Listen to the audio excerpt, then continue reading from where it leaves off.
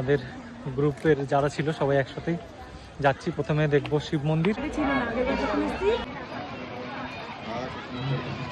প্রায় আধ ঘন্টা মতো নৌকা চড়ে চলে আসলাম প্রথম স্পটে। আর এখানে আমরা দেখতে পাবো শিব মন্দির আর কালী মন্দির। আর আজকে যেহেতু রবিবার দেখতে পাচ্ছ প্রচুর ভিড়। আর আমাকে একটা কাকিমা লজেন্স দিল।